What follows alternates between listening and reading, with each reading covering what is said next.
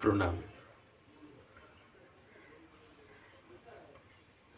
বারবারই একটি কথা বলা হচ্ছে যে আধ্যাত্মিক মার্গে বা আধ্যাত্ম তত্ত্ব অনুভূতির জন্য সাধন প্রণালী প্রয়োজন এবং সাধন প্রণালী গুরুমুখী ধারা থেকে পেতে হয়।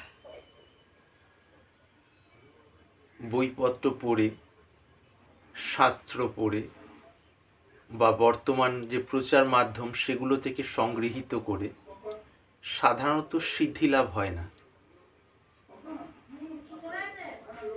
তার মূল কারণ হলো আমাদের মন রাগ দেশের দ্বারা অভিভূত। তার মধ্যে 6টা রিপু মুখ্য গৌণভাবে মনকে ঘিরে থাকে। এই অবস্থায় মনোপ্রকাশটি নির্দ্বন্দ্বভাবে কোনো একটিতে লাগতে পারে না।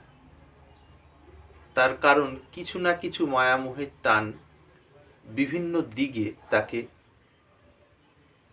ছড়িয়ে নিয়ে যায়।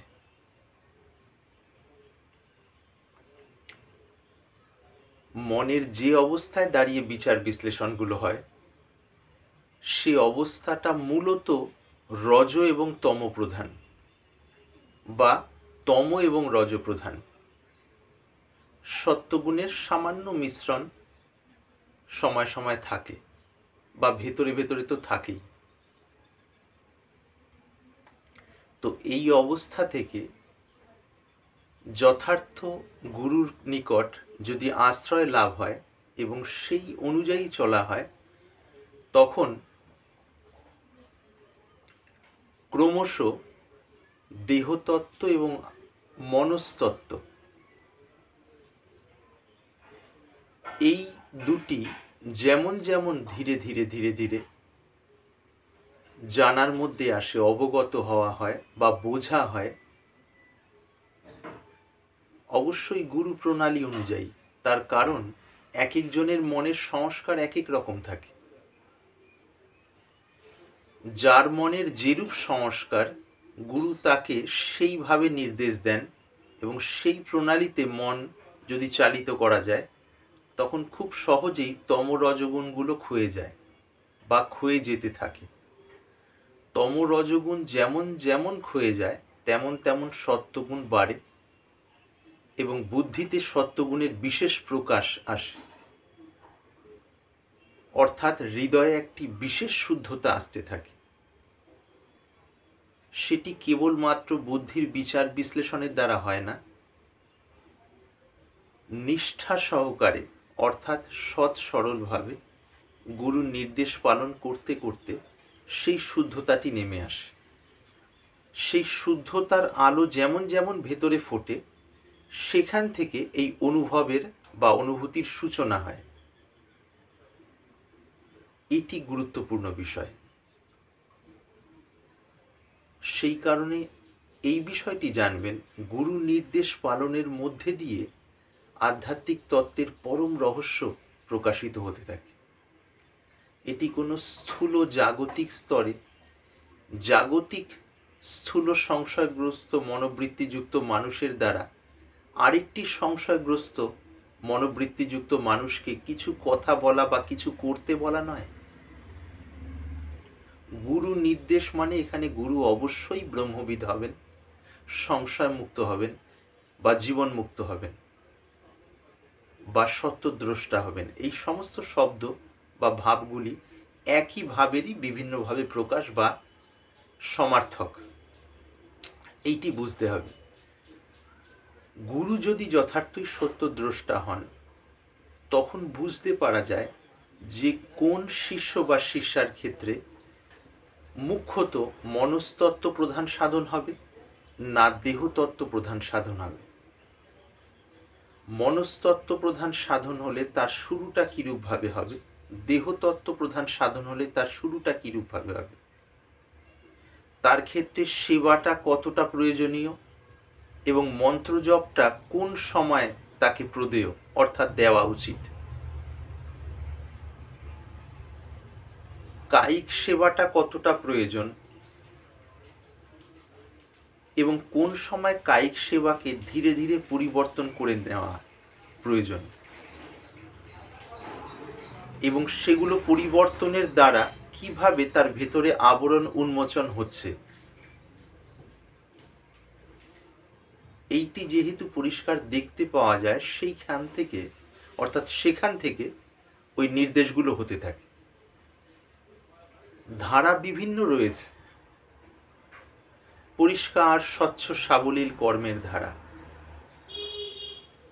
আসনস্থ হয়ে ঘন্টার পর ঘন্টা বসে যে যোগ অভ্যাস, তা মূলত রাজযোগের ধারা হিসেবে আমরা বলবো। রয়েছে জ্ঞান মার্গের ধারা, রয়েছে বিশুদ্ধ ভক্তি মার্গের ধারা, রয়েছে দেহতত্ত্ব সাধন প্রণালী। তো প্রত্যেকটা মানুষের মধ্যে দেহ, অর্থাৎ আমরা সকলেই দেহধারী এবং মন, কার জন্য কখন কোন ধারাটি কত অনুপাতে অনুসৃত হওয়া উচিত, অর্থাৎ কোন ধারা ধরে কতটা চলা উচিত এবং কোথায় মোড় দেওয়া উচিত, অর্থাৎ বাঁক নেওয়া উচিত, কোথায় অন্য ধারার সংমিশ্রণ কতটা দরকার, কোথায় পুরনো নিয়ম থেকে বেরোনো দরকার, কোথায় নতুন কিছু গ্রহণ করা দরকার, এই সমস্ত বিষয়গুলো এক অদ্ভুত বিজ্ঞান। এগুলো একমাত্র তখনই সম্ভব হয় যদি অনুভূতি সম্পন্ন মহাপুরুষের নির্দেশ প্রাপ্ত হয়। একদম স্বচ্ছ, স্বাভাবিক, সোজা কথা, এইটি জানতে হবে। আর এই অনুভূতি বিষয়ে চলতে গিয়ে যাদের বেদান্ত বা বেদান্ত আশ্রিত গ্রন্থগুলো বা বেদান্ত সংশ্লিষ্ট গ্রন্থগুলো বা বইপত্র লেখা বা সূচনা পড়া আছে, জানা আছে বা কিছুটা বোঝা আছে, সেই জায়গা থেকে কিভাবে আবরণ তৈরি হয়, বুদ্ধি আর শাশ্বত সত্যের মাঝখানে অজ্ঞানের আবরণ কিভাবে তৈরি হয়, সেই আবরণে কতটা পুরুতা অর্থাৎ কতটা মোটা, সেই ক্ষেত্রে ঠিক কোন রকম যুক্তি তাকে সেই আবরণ থেকে বের করে নিয়ে আসতে পারে। বের করে নিয়ে আসার পর আবার যে নতুন একটি আবরণে আবৃত হওয়া হবে বুদ্ধি, সেই ক্ষেত্রে কি করণীয়, বা সেই দ্বিতীয়বার আবৃত হওয়ার বিষয়টিও যেন ন্যূনতম ঘটে, এই বিষয়গুলো বিশেষ ভাবে মানে প্রণিধানযোগ্য, অর্থাৎ বোঝার বিষয় রয়েছে এর মধ্যে। কাজেই যে প্রণালীতেই যাচ্ছি, প্রণালীতে গিয়ে কোনো একটি সময় স্থূল অহংপুষ্ট হয়, বা প্রণালী ধরে বেশ কিছুদিন তাতে থাকতে থাকতে যদি মনের স্থূলতা কিছুটা কাটে, তখন সূক্ষ্ম অহংপুষ্ট হয়। এই দুটোই বন্ধন বা শিকল, বলা হয়েছে শিকল, এবং শিকলকে শিকল বলে বুঝতেও পারা যায় না, সব থেকে গুরুত্বপূর্ণ বিষয়। এবং সেগুলো খুব ভালো লাগে, যে শিকল খুব ভালো লাগে সেই শিকলই ভয়ঙ্কর। আমরা শুনেছি সেই বাধাই বড় বাধা, যে বাধা বাধা হিসেবে চিনতে পারা যায় না, অর্থাৎ যে বাধাকে বাধা রূপে চিনতে পারা যায়নি তখন। এইটি গুরুত্বপূর্ণ বিষয়। আর আধ্যাত্মিক ক্ষেত্রে মূল লক্ষ্য বিষয় যে কল্পনা, এইটি হলো আরেকটি ভয়ঙ্কর বাধা আর কি। সাধারণত এটি যায় না চট করে। যে যতই যেখান থেকে যেভাবেই যা কিছু বুঝুন, বোঝার পরে সেই বোঝার মালিক অর্থাৎ কর্তা ভাবটি টিকে থাকে। আর যতক্ষণ কর্তা ভাবটি টিকে থাকে ততক্ষণ আবরণটি সরে না। যে আবরণটি স্থূল স্তরে একরকমভাবে ছিল, এখনো একরকমভাবে আছে। তখনও সত্য আর বুদ্ধির মাঝখানে সেই আবরণটি সত্যের আলোকে আসতে দিচ্ছিল না বুদ্ধির দর্পণের উপরে। স্থূল অবস্থায় আসতে দিচ্ছিল না, স্থূল রিপু ইত্যাদি রাগদেশ নিয়ে ফাঁসিয়ে রাখছিল। সাধনা অবস্থায় বিভিন্ন পথের অনুভূতি নিয়ে ফাঁসিয়ে রাখছিল, বেশ খানিকটা ভালো অবস্থায় সেই পথে চলতে চলতে সেই নিয়ে যে একটি মানসিক কাঠামো, সেই কাঠামোরূপী আবরণ বুদ্ধির মধ্যে সেই পরম সত্যের আলোকে পড়তে দিচ্ছে না বা আসতে দিচ্ছে না, অর্থাৎ সেই অনুভূতিটি নামছে না। এইটি গুরুত্বপূর্ণ বিষয়। এবার যখনই গুরু নির্দেশ পালন করা হচ্ছে যে হ্যাঁ তুমি এই সময় এইটি করবে, সন্ন্যাস জীবনে থাকলে আশ্রমে থেকে সেই রূপ, গৃহস্থ জীবনে থাকলে গৃহে থেকে সেই রূপ, ওই যে বাক্য দেওয়া হচ্ছে, বাক্য মহা গুরুত্বপূর্ণ। এই জন্য বলা হয়েছিল গুরু বাক্য মানে গুরু আজ্ঞাহি বলবান।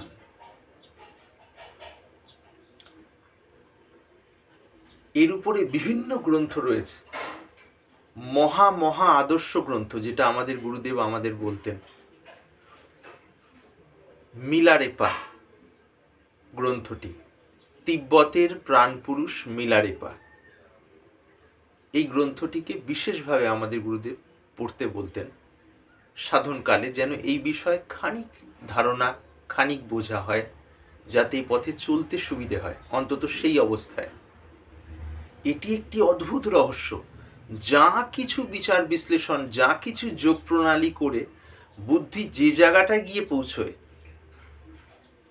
সেই পৌঁছনোর পর যে আন্ডারস্ট্যান্ডিংয়ে দাঁড়িয়ে থাকে, অর্থাৎ যে বোঝার মধ্যে, যে বুঝে নেওয়া ভাবটির উপরে দাঁড়িয়ে থাকে, সেই বুঝে নেওয়া ভাবটিও তো কর্তার আশ্রিত, বা সেই বুঝে নেওয়া ভাবটির পেছনে তো কর্তাই রয়ে আছে। সেই কারণে পিছনের ওই নির্মল স্নিগ্ধ সর্বদা সতেজ সেই দিব্য আনন্দের অনুভূতিটা নামে না।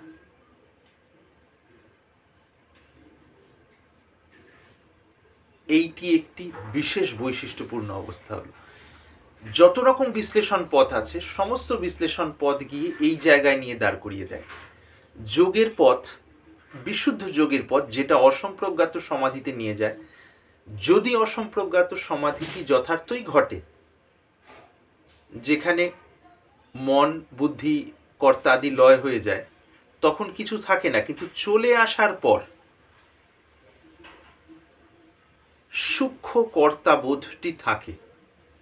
সেই সূক্ষ্ম কর্তাবোধটি থাকার ফলে অখণ্ড ব্রহ্মানন্দের আস্বাদনে সামান্য বাধা পড়ে, অর্থাৎ সেই ব্রহ্মানন্দ আস্বাদন খুব সাময়িক একটি বিশেষ ডিগ্রিতে বা অংশে বাধিত হয়। সেই কর্তা ভাবটা যখন গুরুতে সমর্পিত হয়ে যায় বুত্থান অবস্থায়, অর্থাৎ সমাধি থেকে ওঠার পর, তখন অখণ্ড ব্রহ্মানন্দর আস্বাদন হতে থাকে বিভিন্ন বৈচিত্র্যের সঙ্গে আর কি। এই বিষয়গুলো যুক্তিতে ধরা যাবে না। এটি যদি সেই বোধে যদি কেউ পৌঁছে থাকেন, তাহলে তার অনুভূতিগম্য বিষয়। এক, অর্থাৎ যত রকম প্রণালী আছে, সমস্ত প্রণালীগুলো গিয়ে দাঁড়াচ্ছে আবার এই ক্ষেত্রে দুটো প্রণালীতে। একটি হলো বিচার বিশ্লেষণ বোঝাবুঝির প্রণালী, বোঝাবুঝি ভাবাভাবির প্রণালী। আরেকটি হলো বোঝাবুঝির দিকে না গিয়ে বায়ুকে মূল করে গুরু নির্দিষ্ট প্রণালীতে যে রাজযোগের প্রণালী, সেই প্রণালীর দ্বারা সমাধিস্থ হওয়ার পর আবার সমাধি থেকে বুত্থান হওয়ার পরও যে সামান্য কর্তাভাবটি থেকে যায়, সেইটি যখন সমর্পিত হয় গুরুতে, তখন অখণ্ড ব্রহ্মানন্দের আস্বাদন হতে থাকে সর্বত্র, সর্বদা।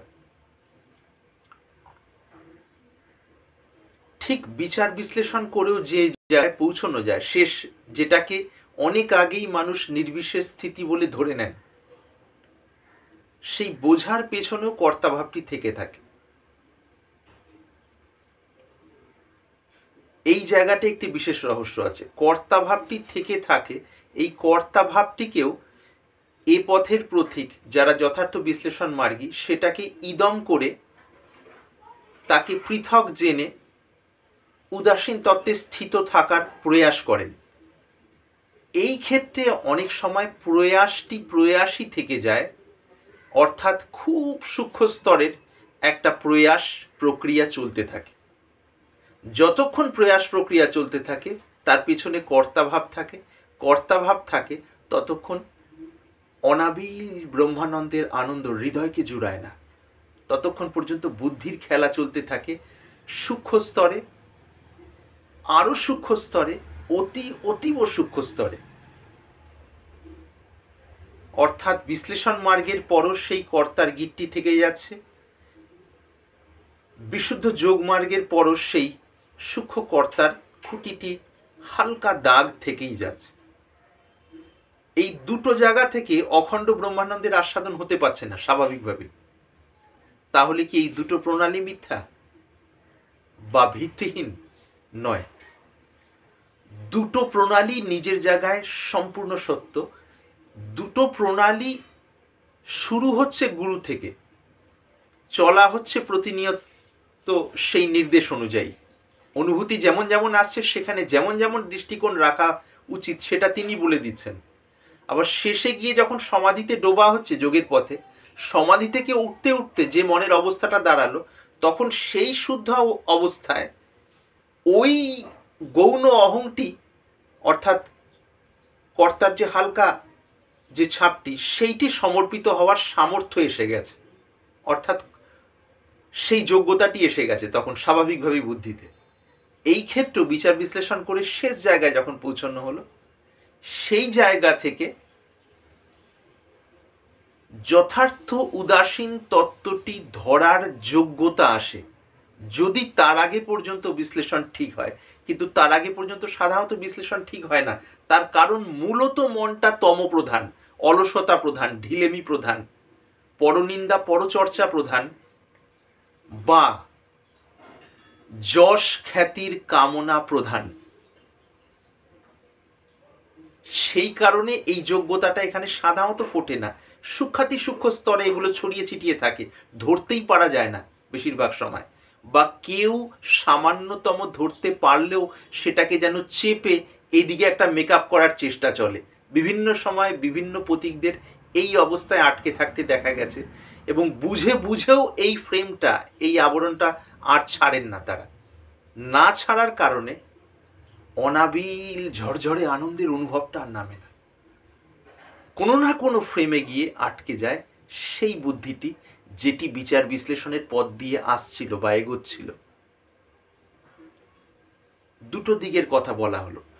এবার এই দুটো দিকের মধ্যে কোনো একটি দিককে অবলম্বন করে বা এই দুটো দিক থেকে পৃথকভাবেও যদি হয়, যখনই গুরু নির্দেশ পালন করে চলা হয় যিনি সত্যে প্রতিষ্ঠিত, সেই নির্দেশ পালন করে চলতে চলতে কি হয়, বুদ্ধিটাকে কোনো বিচার বিশ্লেষণে খেলানো হচ্ছে না, বুদ্ধিটাকে কোনো বিশেষ প্রক্রিয়ায় চালিত করা হচ্ছে না, শুধু নির্দেশটি পালন করা হচ্ছে।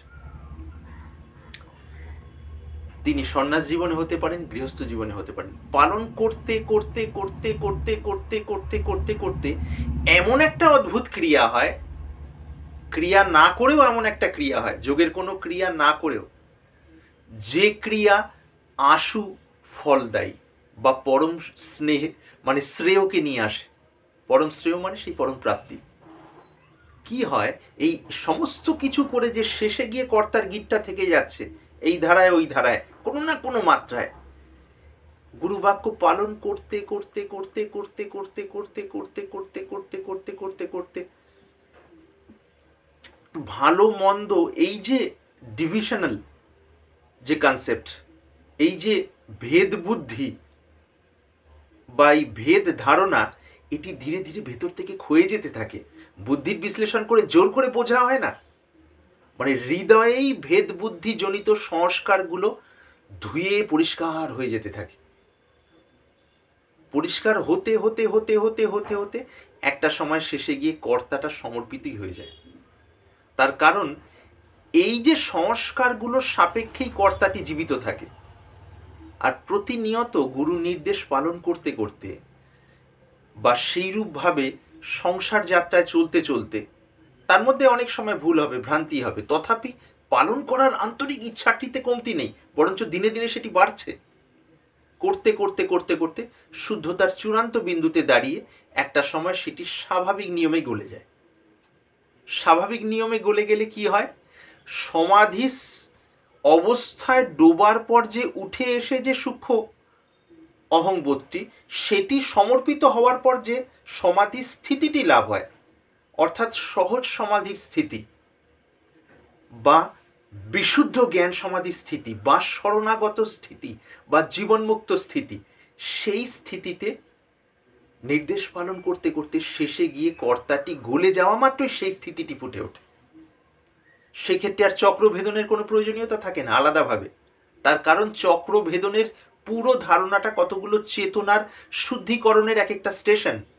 যে চেতনা স্থূল জায়গায় এভাবে থাকে, স্থূল রাগদেশ নিয়ে মানে লিপ্ত থাকে, ওই স্টেশনগুলোর মধ্যে দিয়ে পাস হতে হতে রাগদেশ সেইভাবে কমতে কমতে শেষে গিয়ে সেই বিন্দুতে পৌঁছায়, যে বিন্দুর কথা আমরা বললাম। ঠিক সেই বিষয়টাই ঘটে কেবল গুরু নির্দেশ পালন করতে করতে। তার কারণ ওই শেষ বিন্দুর বিষয়টা শুরুই হচ্ছে প্রথম থেকে, শেষে গিয়ে কর্তা হয়ে যাওয়ার বিষয়টা শুরুই হচ্ছে প্রথম থেকে। পালন করতে করতে করতে করতে করতে করতে করতে করতে বুদ্ধির বিকাশটা গৌণ, হৃদয়ের শুদ্ধতাটাই মূল হয়ে গিয়ে, হৃদয়ের শুদ্ধতা স্থূল রজ এবং তমগুণের বিপরীত। তখন সত্যগুণ বাড়তে থাকে এবং শুদ্ধ সত্য হতে হতে কর্তাভাব বিগলিত হতে হতে হতে হতে হতে একটা সময় ক্ষয়ে যায়। তারপর যেটি থেকে যায় সেটি একটি প্রসাদ রূপ, অর্থাৎ আস্বাদনেরই জন্য আর কি। এই রহস্য তখনই বোধগম্য হয় যখন কেউ যথার্থই এ পথে চলেন এবং চলতে চলতে ক্রমশ যদি এগোনো হয়, এগোতে গিয়ে বিভিন্ন স্তরের বিভিন্ন জায়গায় বিভিন্ন স্থানকাল পরিস্থিতি ঘটনাকে কেন্দ্র করে মন পথভ্রষ্ট হয়, তারপরও যদি নিষ্ঠা সেইরূপ থাকে, শেষে গিয়ে সেই ফল লাভ হয়। কাজেই জানবেন যে যেখান থেকে যে প্রণালীতে যা কিছুই করছেন সমস্তগুলো নিজ নিজ গুরুত্ব রয়েছে, কিন্তু কর্তাভাব জাগ্রত অবস্থায় সমর্পিত হলে যে অনাবিল ব্রহ্মানন্দের স্বাভাবিক অনুভূতি হয় সর্বদা, চেষ্টা নিরপেক্ষভাবে, চেষ্টার বিষয় নেই, কোনো কল্পনা নেই, কিচ্ছু নেই, সেটি এক অদ্ভুত অব্যক্ত স্থিতি আর কি। বারবার এই বিষয়ে জোর দেওয়ার মূল কারণ হলো এই বিভিন্ন ফাঁদের মধ্যে, বিভিন্ন ট্র্যাপের মধ্যে বা বিভিন্ন স্টেশনে মানে জেনে বা না জেনে মন আটকে যায় ভালো ভালো সাধক সাধিকাদের। আর মূল লক্ষ্য বিষয়ে দয়া করে কেউ কোনো রকম মানে আইডিয়া বা ধারণা তৈরি করবেন না, তাহলে সেই ধারণা ভাঙার জন্য আবার বেশ কিছুটা সময় লেগে যাবে। যারা যথার্থই এ পথের পথিক হিসেবে ভেতরে খানিক বোঝেন, তাদের উচিত হলো একদম সরলভাবে সেইরূপ গুরু লাভ হওয়া যে গুরুর বিষয়ে আমরা বারবারই চর্চা করি, যেখানেই তিনি থাকুন, এবং সেই নির্দেশ ধরে চলতে থাকা, অসংখ্যবার ব্যর্থ হলেও সেটা ধরেই চলতে থাকা, যে তার কারণ পরম উত্তম নিয়ে লেগে থাকাটাই কাম্য, সেইভাবেই পরম সমাধান নেমে আসে। এ পথে বিভিন্ন জায়গায় বিভিন্ন পথিকদের সাথে পরিচয় হচ্ছে, দেখা যাচ্ছে যারা কেউ শাস্ত্রগ্রন্থ পাঠ, কেউ অন্যান্য যোগের বিভিন্ন ক্রিয়া, কেউ দেহতত্ত্ব, কেউ অন্য কিছুর মধ্যে লেগে আছেন বহু বছর, কিন্তু আশানুরূপ ফল নেই। আশানুরূপ ফল না থাকার মূল কারণ হলো কর্তাভাবটা এই সমস্ত পথে লেগে থাকার বিষয়গুলো নিয়ে আরও বেশি পুষ্ট হয়ে গেছে। এই এক অদ্ভুত জায়গা আর কি। জানবেন এই কর্তা ভাবটা সমর্পণের মধ্যেই রয়ে আছে সব। এবং প্রথম দিকে কীরকম হয়, একদম মানে হাত ঘুরিয়ে যেমন অ আ ক খ লিখতে হয়, হ্যাঁ গুরুদেব বলেছেন এই সময় তুমি শুয়ে পড়বে, এই সময় উঠবে, সেটাকে মেনে চলছি। হ্যাঁ সারাদিনে তুমি 5টা মিনিট বসে ভগবানের এই নামটি জপ করবে, আর বিবেক অনুযায়ী চলবে। এমন কোনো চিন্তা ভাবনা বা ক্রিয়া চেষ্টা করে করবে না যেটা শরীর মনকে উত্তেজিত করে এবং শরীর থেকে শক্তি স্খলনের কারণ হয়। খুব সাধারণ। এভাবে চলতে চলতে হয়তো ব্যর্থ হওয়া হলো, সেটাও স্বাভাবিকভাবে গুরুর কাছে তুলে ধরা হলো, বছরের পর বছর চলতে চলতে এমন অদ্ভুত শুদ্ধতা আসে যেটা আনপ্যারালালড, মানে একদম সোজা কথায় বলতে গেলে যার সাথে অন্য কোনো রকম শুদ্ধতা কোনোভাবেই তুলনীয় নয়। যোগের কুম্ভকের দ্বারা এক শুদ্ধতা আসে, কিন্তু সে শুদ্ধতা একটি অবস্থা, পরিবর্তন হয়। কিন্তু এখানে যে শুদ্ধতা আসে সেটি অবস্থা নয়, সেটি স্থিতি, সেটি পরিবর্তন হয় না, বরঞ্চ পরিবর্তিত হয়ে অধিক থেকে অধিক শুদ্ধতর স্তরে নিয়ে চলে যায় মনকে। তার চূড়ান্ত অবস্থা হলো কর্তা সমর্পণ, কর্তা সমর্পণ আর ব্রাহ্মী স্থিতি লাভ। মহা মহা গুরুত্বপূর্ণ বিষয় এটি। আন্তরিকভাবে প্রণাম রইল সকলের উদ্দেশ্যে।